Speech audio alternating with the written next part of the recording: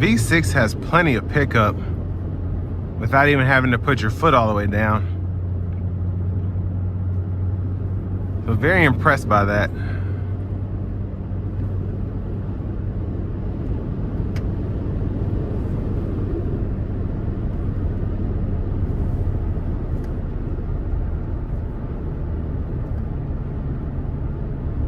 And surprisingly, the ride quality is really, really good. Of course, we have beefier tires, smaller wheels, but still really impressive.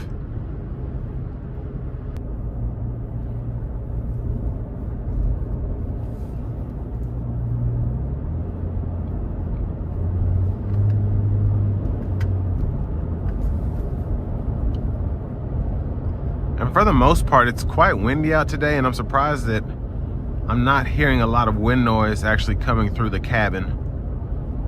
In today's market, that would definitely be hurtful to you, because most manufacturers have kind of made that a priority of some sorts, making it not sound like you're in a Jeep. But it's quite pleasant when it comes to the cabin acoustics in here.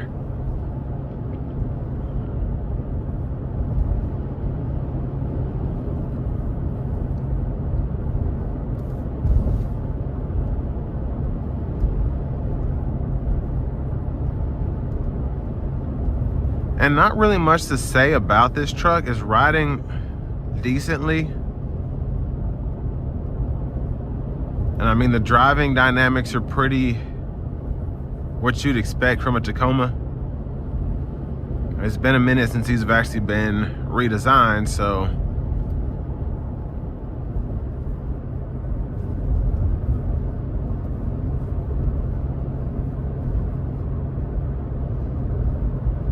and I will say, what makes these probably such hot sellers for Toyota, of course, it's a small pickup and it's been around pretty long.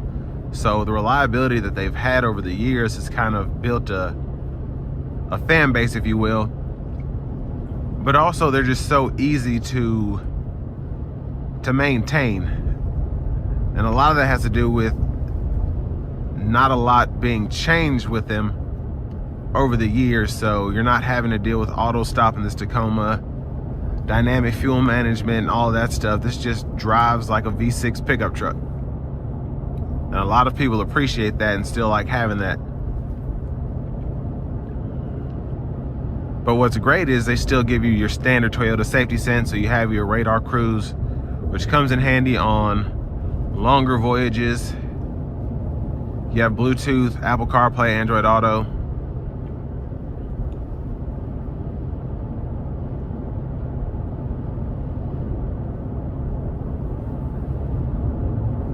And they're just still really easy to drive. If you're going from let's say a small mid-sized car to a pickup truck, because you need either hauling capabilities, towing capabilities, but you don't necessarily want a full-size truck in terms of just overall size and fuel economy. This is a good option to transition to.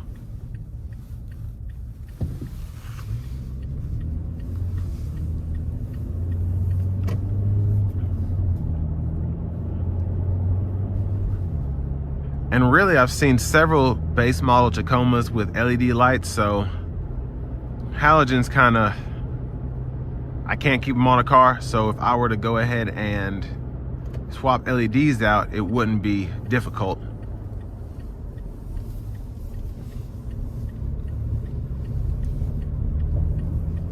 So we'll give it a little throttle here.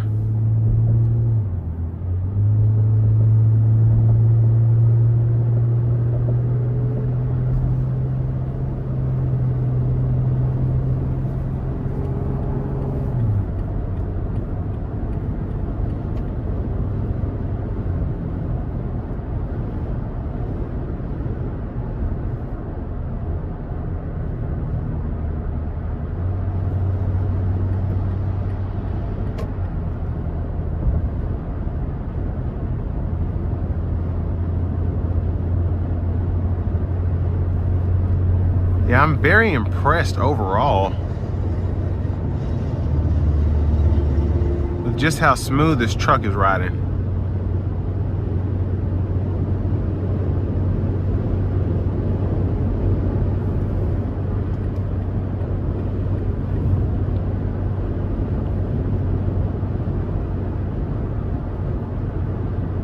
And we do have adaptive cruise, so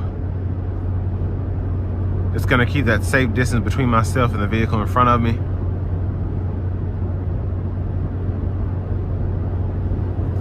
Yeah, I'm just really impressed. This is riding so well. Very smooth coming down the interstate.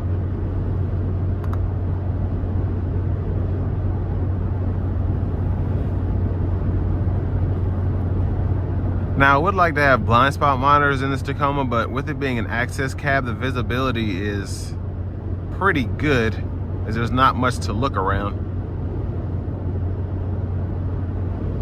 So, I mean, like I said, that's what makes this a really good option.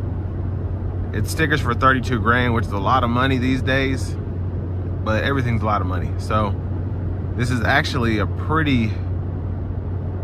pretty well priced, I'd say, for the segment. Colorado's and Frontier's gonna be bringing about the same money, if not more.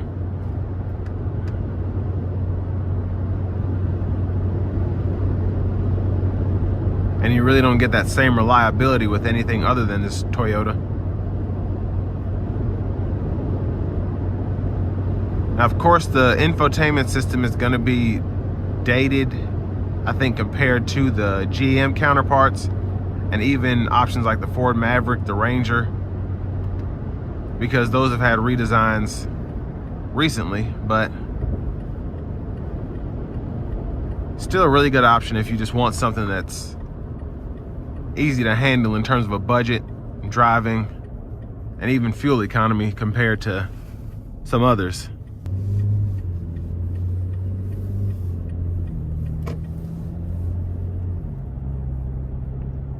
But the Tacoma still holds up. It's still selling, and it's still a pretty good truck. And this will bring me to the end of my review of the new 2023 Toyota Tacoma SR Access Cab.